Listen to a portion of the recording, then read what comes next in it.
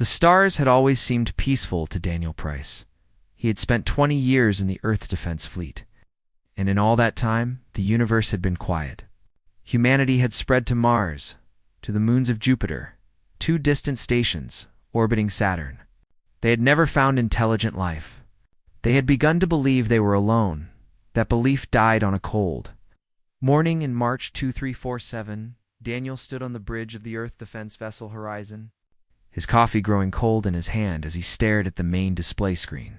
The sensors had detected something impossible. 3,000 ships had appeared at the edge of the solar system, emerging from some kind of faster-than-light travel that human science said could not exist. "Sir," said his communications officer, a young woman named Amy Dawson, "we are receiving a transmission. It is in multiple languages. They have been studying us." Daniel set down his coffee, put it on the main speaker. The voice that filled the bridge was cold and mechanical, clearly translated by some kind of computer system. "People of Earth, we are the Valrathi Dominion. We have conquered 217 species across this galaxy. We have watched your world for many years. We have learned your languages and studied your defenses. You have 3 of your days to surrender completely. If you do not surrender, we will destroy your cities, kill your soldiers, and take your planet by force. There will be no negotiation. There will be no mercy. This is your only warning." The transmission ended. Daniel looked around at his crew. Their faces were pale with shock and fear. He understood how they felt. In the span of a few minutes, everything they knew about the universe had changed. "Contact Earth Command," he said quietly. "Tell them we have a situation." 3 hours later, Admiral Catherine Moore stood before the United Earth Council in Geneva. The council chamber was a grand hall built after the Third World War. It's designed to represent the unity of the human species.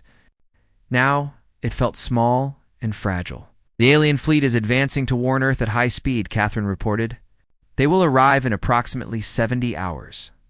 Our entire defense fleet numbers around 60 ships. We are outnumbered 50 to 1. "What about our weapons?" asked Premier Yuki Tanaka. "Surely our nuclear arsenal can stop them." Catherine shook her head.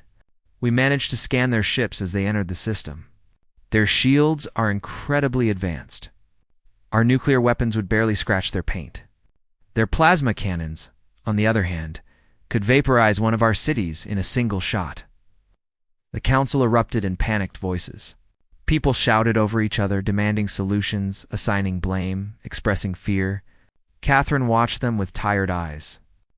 She had spent her entire career preparing for threats to Earth. She had never imagined a threat like this. "We could try to negotiate," suggested Councilwoman Maria Santos. "Perhaps they want resources. Perhaps we can offer them something." "They do not want to negotiate," Catherine replied. Their message was clear: surrender or die. And based on what our historians have found in their transmission data, the Valrathi do not treat conquered species well. Slavery would be the best we could hope for. "Then we fight," said General Samuel Cross. "We fight with everything we have. We make them pay for every inch of our solar system." "And we will lose," Catherine said bluntly. "We will fight bravely, and we will die, and then Earth will burn." "I am not saying we should not fight. I am saying we need another option." The chamber fell silent. Then, from the back of the room, an old man rose slowly to his feet. His name was Henry Walsh, and at 112 years old, he was the oldest member of the council. He had been a young soldier during the Third World War, and he had seen things that most people only read about in history books. "There is another option," Henry said. His voice was quiet but steady. "Something we buried long ago. Something we swore never to use again." Every eye in the room turned to him. "What are you talking about, Councilman Walsh?" Premier Tanaka asked. Henry walked slowly to the front of the chamber. His joints ached with age, but his mind was still sharp. He remembered the day, almost 90 years ago, when the survivors of the Third World War had gathered to decide the future of humanity. "Before we unified," Henry began, "the nations of Earth created terrible weapons. Not just nuclear bombs. Those were almost gentle compared to what I'm talking about. I am talking about biological weapons. Engineered diseases designed to kill millions, hundreds of millions, billions of people. A murmur of unease passed through the council. Those weapons were destroyed, said Dr. Gregory Lane, the council's science advisor. The Biological Weapons Convention of 2087 mandated the complete elimination of all such weapons. Every nation complied. Henry smiled sadly. No, every nation said they complied. But the leaders of that time understood something important. They understood that you cannot uninvent a weapon. The knowledge to create these diseases still existed, and as long as it existed, someone might use it again. So they made a different choice. They gathered the most dangerous biological weapons ever created and sealed them in a vault beneath the Rocky Mountains. They told no one. The secret passed from leader to leader, generation to generation. I am one of the few people alive who knows the vault exists. The council chamber was absolutely silent. You are saying, Catherine spoke slowly, that we have biological weapons capable of mass destruction hidden beneath North America. Weapons that could potentially be used against these aliens. That is exactly what I am saying, Henry replied. The weapons were designed to kill humans, of course. But with modification, with the right scientific expertise, they could be adapted. We have samples of alien tissue from the probes they sent ahead of their fleet. We have 70 hours. It may be enough time. This is insane, said Councilwoman Santos. You were talking about using weapons of genocide? Weapons that could wipe out an entire species, as Henry agreed. That is exactly what I am talking about. Because right now, an entire species is coming to wipe us out. The Valrethi have made their intentions clear. It is them or us. I know which choice I prefer. The debate raged for hours. Some council members refused to even consider the idea. Others argued that survival justified any means. Catherine watched and listened, her military mind already calculating possibilities. In the end, they voted. It was not unanimous. It was not even close to unanimous. But it was enough. 7 votes to 5. Humanity had chosen to open the vault. Catherine left the council chamber with orders to assemble a scientific team and proceed to the Rocky Mountain facility. As she walked through the corridors of the United Earth building, she passed windows that looked out over Geneva. People walked the streets below, going about their daily lives, not yet knowing that their world was about to change forever. In 70 hours, the aliens would arrive.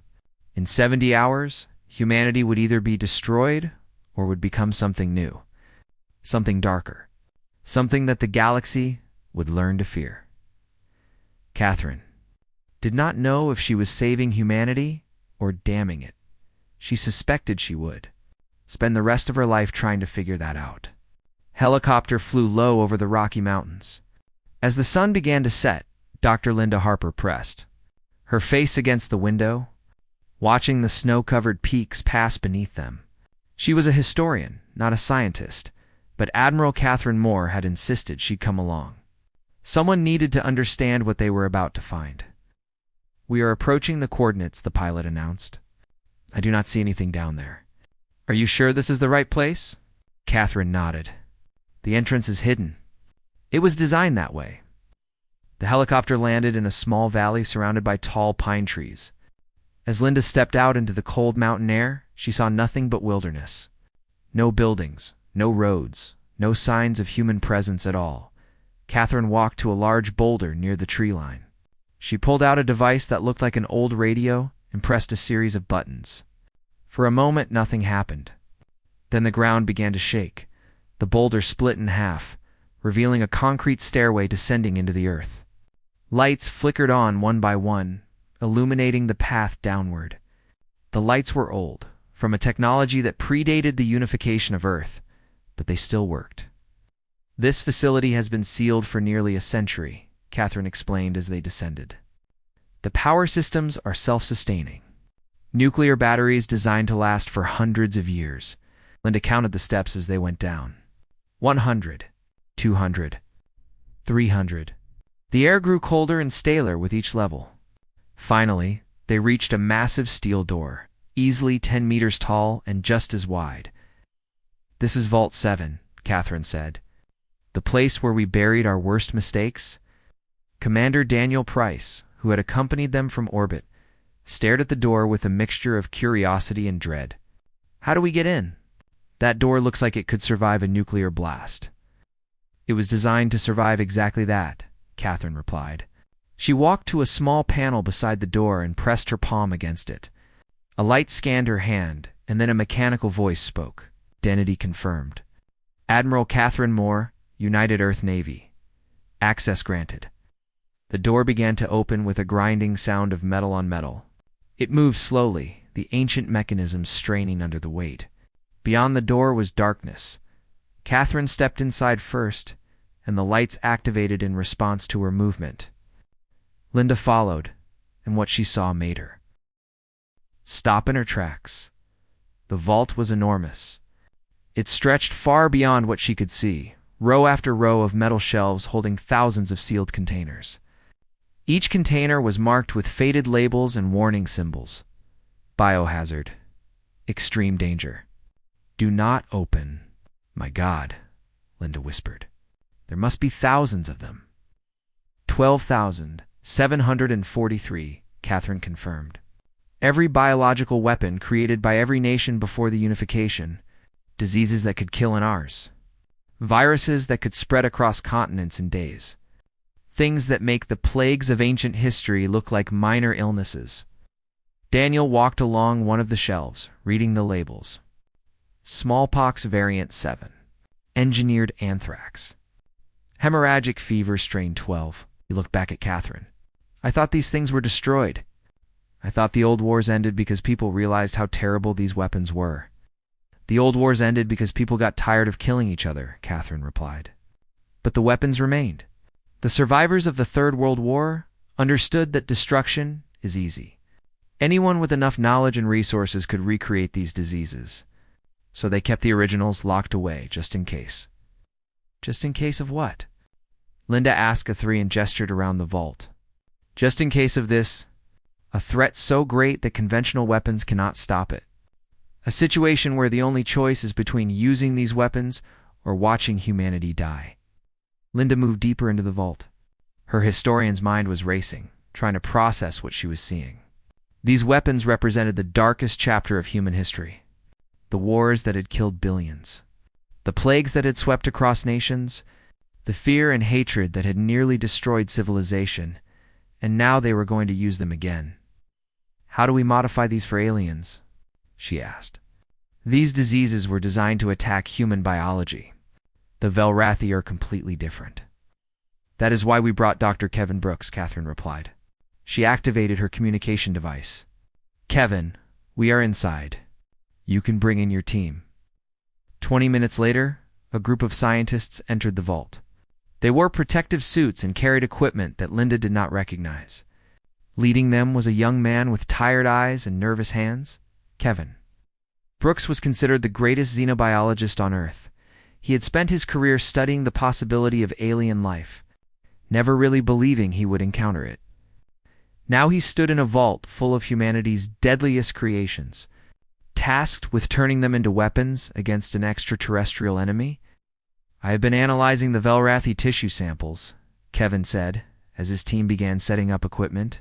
Their biology is fascinating. In some ways, they are more advanced than us. Their brains are larger, their reflexes are faster, their lifespans are longer. But in other ways, they are surprisingly primitive. Primitive how? Catherine asked Tag. Kevin pulled up a holographic display showing cellular structures. Their immune systems are very basic, almost undeveloped compared to human immune systems.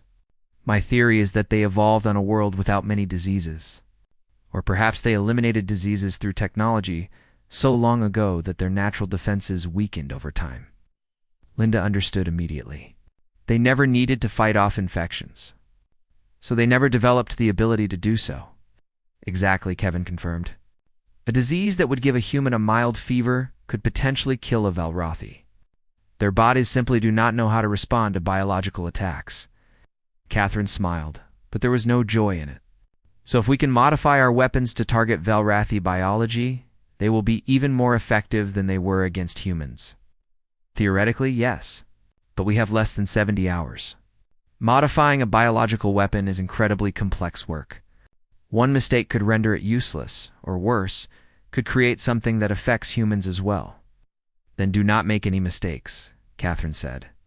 Use whatever resources you need. Take any personnel you require, but I need a working weapon within 60 hours. That gives us time to deploy it before the Velrathi fleet reaches Earth. Kevin looked around the vault at the thousands of sealed containers. Somewhere in here was the key to humanity's survival. Somewhere in here was a weapon that would save them all or doom them forever. I will need a laboratory, he said quietly. A secure facility where we can work without risk of contamination. And I will need to study these weapons first to understand what we are working with. Catherine nodded. There is a research facility in the Mojave Desert. It was built for exactly this kind of work. We will have you there within 2 hours. As they prepared to leave the vault, Linda paused at the entrance and looked back at the rows of deadly containers. She thought about the people who had created these weapons, the scientists who had engineered diseases to kill millions. Had they known what they were doing? Had they understood the horror they were unleashing? And now, another generation of scientists would take up their work. Another generation would become creators of death. Linda wondered if Kevin understood what he was about to become. She wondered if any of them truly understood. The helicopter lifted off from the mountain valley as night fell over the Rockies. Inside, the team sat in silence, each lost in their own thoughts. In the distance, the stars were beginning to appear, cold and indifferent to the drama unfolding below. Somewhere among those stars, the Velrathi fleet was coming, and humanity was preparing to meet them with the deadliest weapons ever created. The Mojave Desert facility had no name. It did not appear on any map. The building itself looked like an abandoned warehouse from the outside, rusted and forgotten in the middle of nowhere. But beneath that warehouse, 5 levels underground, is one of the most advanced biological research laboratories on Earth. Kevin Brooks had not slept in 36 hours. His eyes burned and his hands trembled slightly as he worked, but he could not stop. Every minute that passed brought the Velrathi fleet closer to Earth. Every minute wasted was a minute humanity could not afford. His team of 12 scientists worked around him in silence. They had all signed agreements promising never to speak of what they saw here. They had all been warned that the security systems would kill them if they tried to leave without authorization. None of them complained. They understood what was at stake. The base structure is ready, announced Dr. Patricia Neal, Kevin's lead assistant. She was a woman in her 50s with gray hair and steady hands. She had spent her career studying infectious diseases, trying to find cures for illnesses that killed millions. Now she was using that knowledge to create something far worse. Kevin walked over to her workstation and examined the holographic display. Show me the modifications. Patricia pulled up a complex molecular diagram. We started with the engineered smallpox variant. It was the most aggressive pathogen in the vault. The original version could kill a human within 48 hours of infection. We have rebuilt the surface proteins to recognize Velrathi cellular markers instead of human ones. And the transmission rate? We increased it significantly. The original virus spread through respiratory droplets. Our version can survive in the air for much longer, and it can penetrate Velrathi's skin directly. Based on our models, a single infected individual would spread the disease to approximately 50 others within the first day. Kevin studied the numbers. 50 infections per carrier per day. In a fleet of 3,000 ships, with crews numbering in the hundreds of thousands, the disease would spread like wildfire. Within a week, every Velrathian, the fleet would be infected. Oh, what about the mortality rate? He asked. Patricia hesitated. Nearly 100%? The Velrathi immune system has no way to fight this pathogen. Once infected, death occurs within 72 hours. The symptoms are ... severe. Kevin did not ask for details.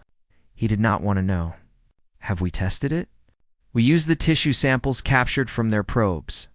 The pathogen destroyed the samples completely within 12 hours. It works. Kevin nodded slowly.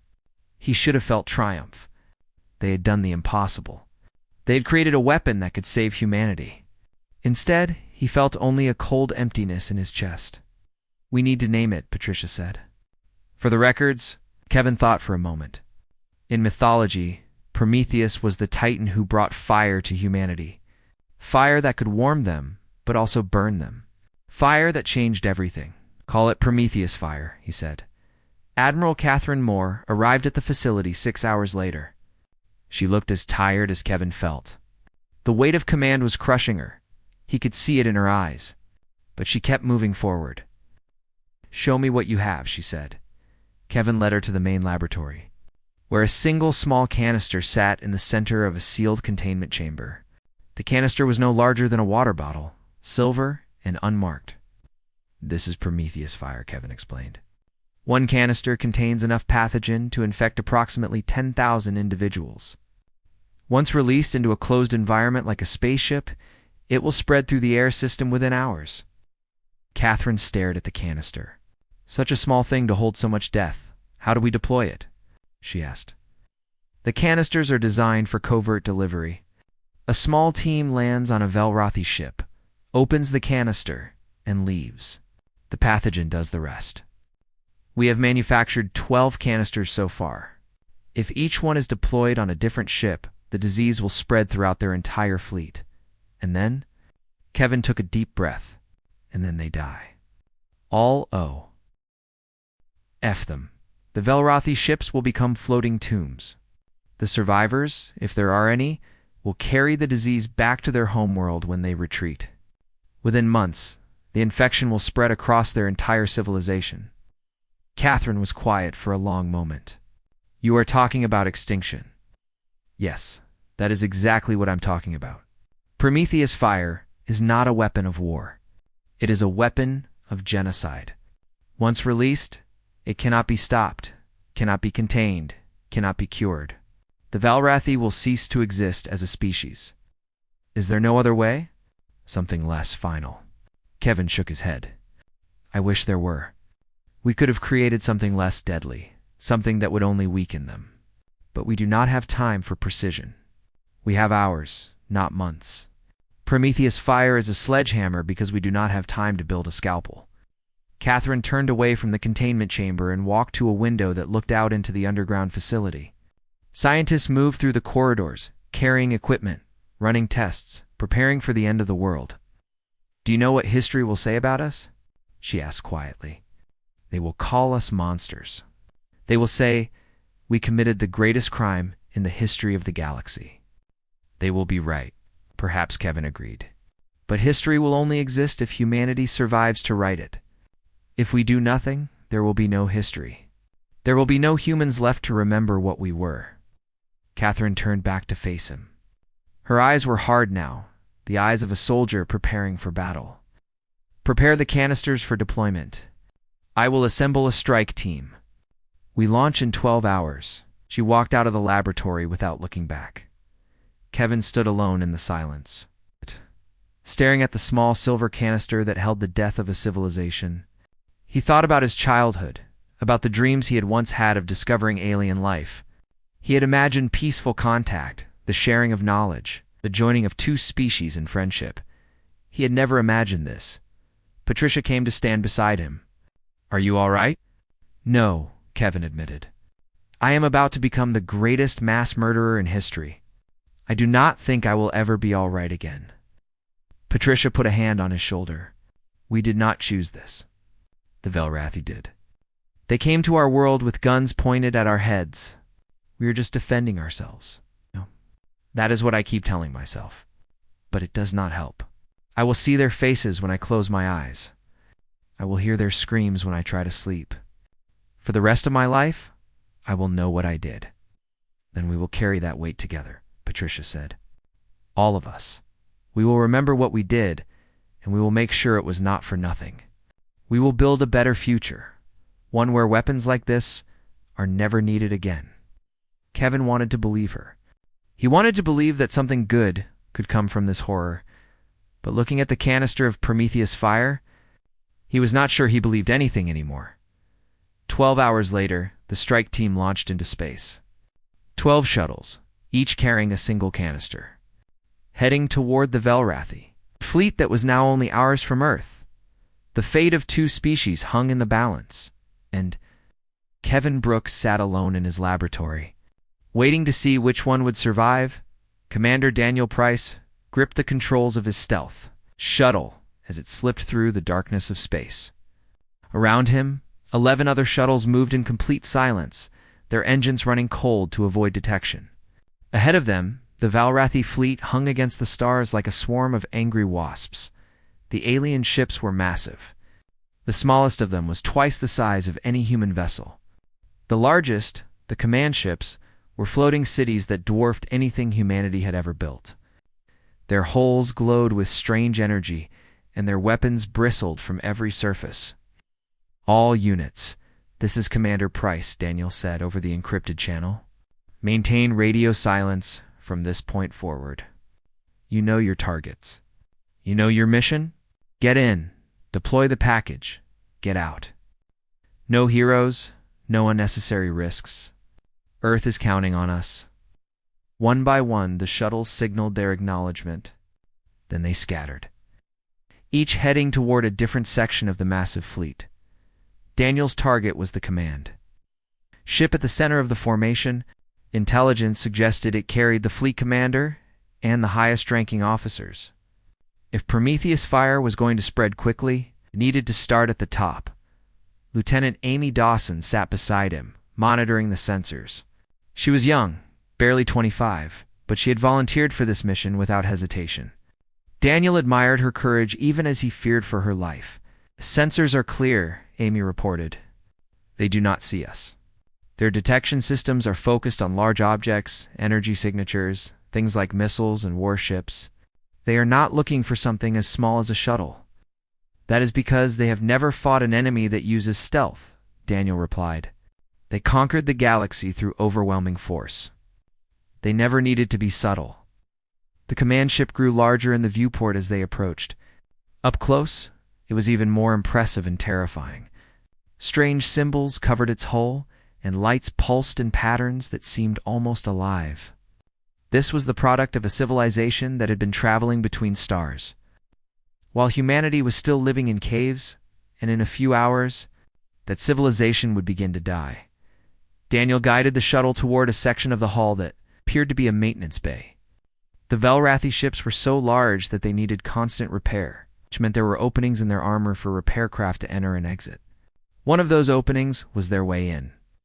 There, Amy pointed at the display. "A service entrance. It is unguarded." "They never expected anyone to get this close," Daniel said. "Arrogance. It will be their downfall."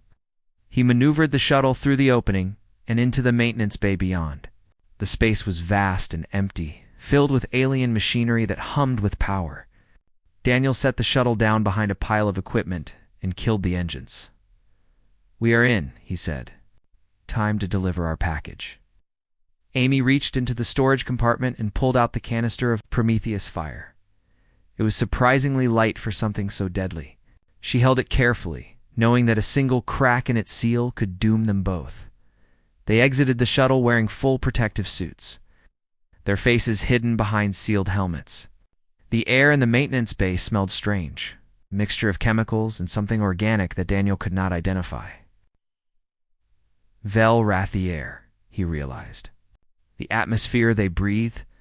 The ventilation system should be accessed through that corridor, Amy said, consulting a map they had constructed from intercepted Valrathi communications. "If we can reach a main air junction, the pathogen will spread throughout the entire ship within hours." They moved quickly and quietly through the alien corridors. The walls were made of some dark metal that seemed to absorb light. The floor was soft under their feet, almost like walking on muscle. Everything about the ship felt alive, organic, deeply unsettling. Twice they had to hide as Valrathi crew members passed by. The aliens were tall and thin, with gray skin and large dark eyes. They moved with a strange grace, their long limbs bending in ways that human limbs could not. Daniel watched them pass and felt nothing. No hatred, no anger, just a cold determination to complete his mission.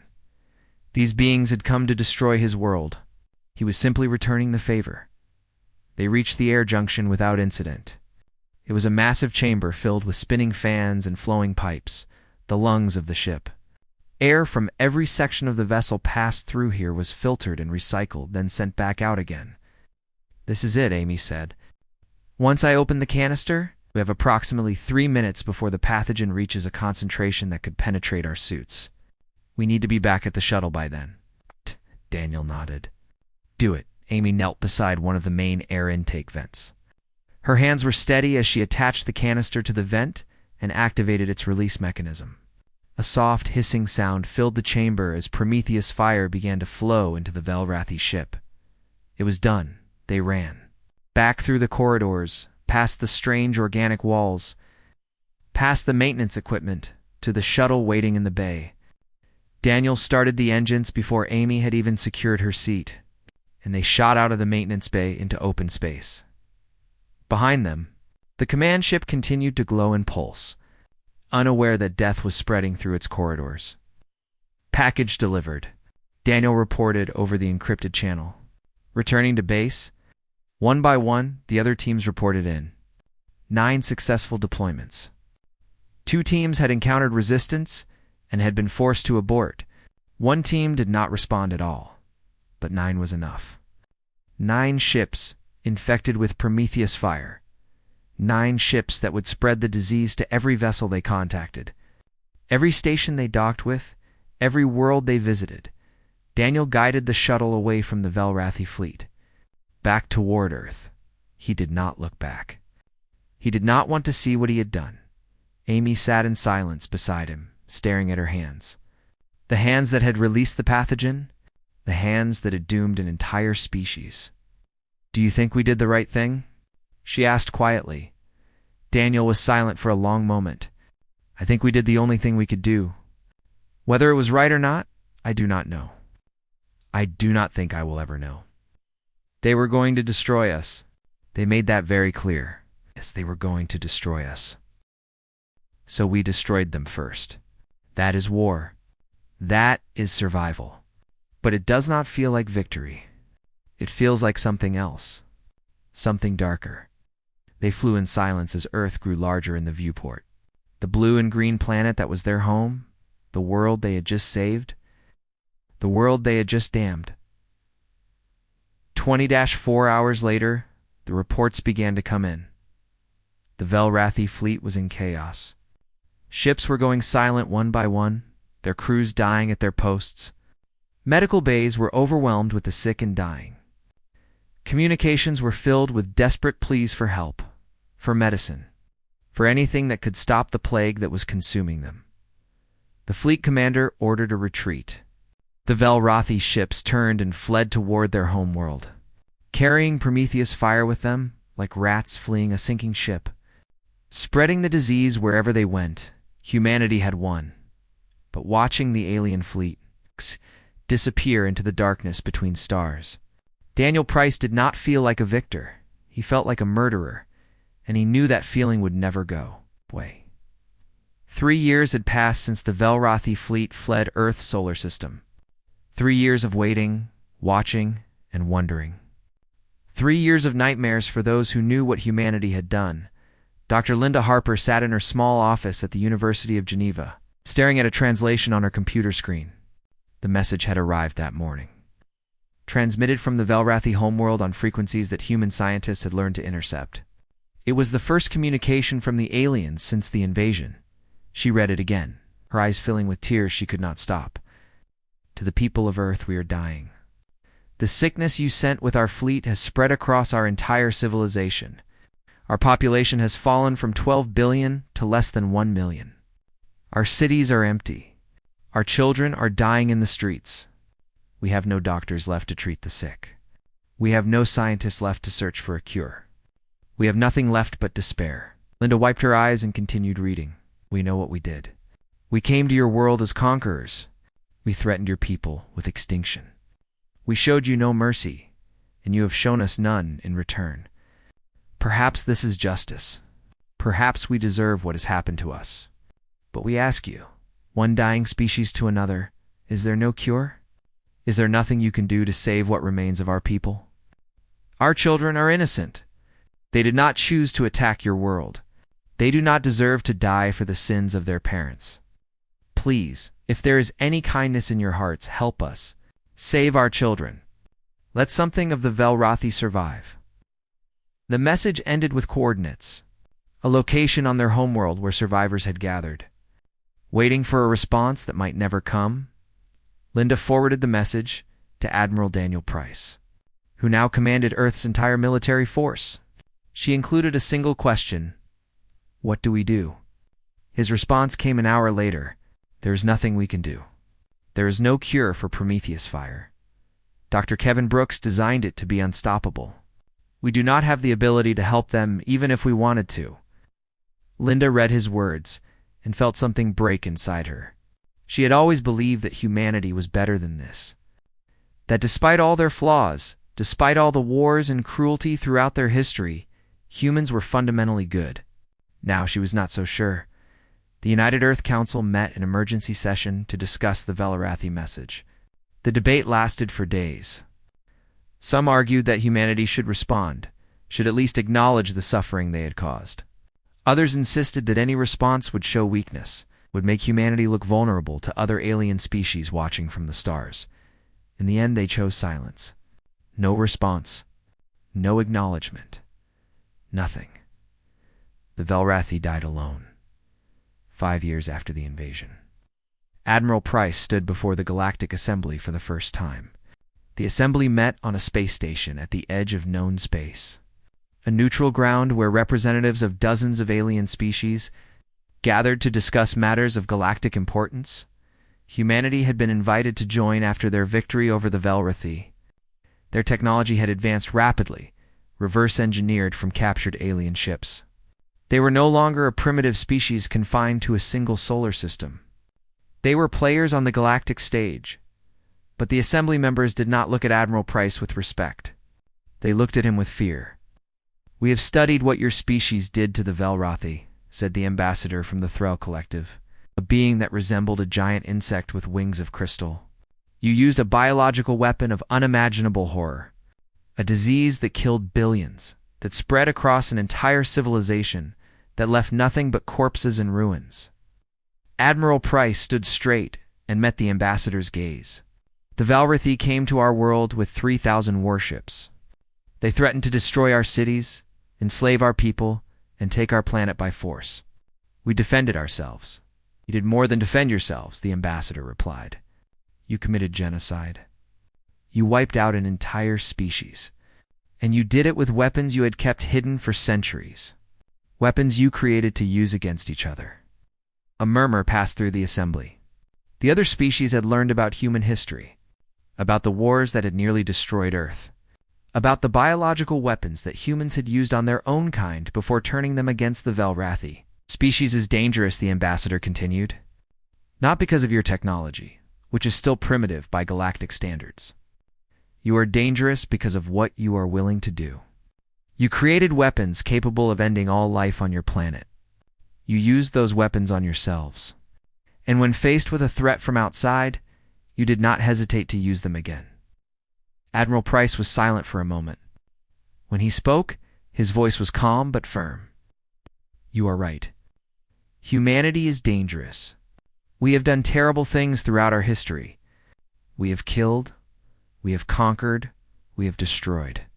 We nearly ended our own civilization more than once. But we survived. We always survive. Because when humanity faces extinction, we do whatever it takes to live. We do not surrender. We do not accept death. We fight with everything we have, with every weapon we can create, with every ounce of strength in our bodies. The Velrathi learned that lesson. I suggest you remember it as well." The assembly was silent. "We do not want war," Admiral Price continued. "We do not want to use these weapons again. We want to explore the galaxy, to learn from other species, to build a future of peace and cooperation. But make no mistake. If anyone threatens Earth again, if anyone tries to do what the Velrathi tried to do, they will face the same fate. This is not a threat. This is simply the truth of what we are." He paused and looked around the chamber, meeting the eyes of each alien representative. "Oh, humanity carries death in its veins. We have diseases that can wipe out civilizations. We have weapons that can end entire species. We keep them locked away, buried deep where they cannot harm anyone. But they are there. They are always there. And if we are pushed, we will use them. The Threll ambassador leaned back in his seat. So humanity's message to the galaxy is fear. Oh, Admiral Price replied. Humanity's message to the galaxy is survival. We will do whatever it takes to live. Whatever it takes. And the rest of the galaxy would be wise to leave us in peace. The Assembly voted to accept humanity into the galactic community. The vote was unanimous. No one wanted to become the next Velarish. Watched the broadcast of the Assembly from her home in Geneva. She was older now, her hair turning gray, her eyes tired from years of study and sorrow. She had written 3 books about the Velrathi War, trying to understand what humanity had done and why. She still had no answers. On her desk sat a copy of the final Velrathi message, the plea for help that humanity had ignored. She read it often, trying to imagine what those final days had been like for the dying aliens. Had they hated humanity? Had they understood why this had happened to them? Had they forgiven? She would never know. The galaxy was open to humanity now. The stars beckoned. Ships were being built that would carry humans to distant worlds, to new frontiers, to adventures beyond imagination. But Linda could not forget the price that had been paid. The billions of Velrathi who had died screaming, the civilization that had been reduced to ruins, the children who had never grown up. The alien killing weapon humanity had concealed for centuries was not the biological weapons in the vault. It was not Prometheus fire or the engineered diseases that could wipe out populations. The weapon was humanity itself, the willingness to do anything, to become anything, to commit any horror in the name of survival. The darkness that lurked in every human heart. Waiting to be unleashed, the galaxy had learned to fear that darkness.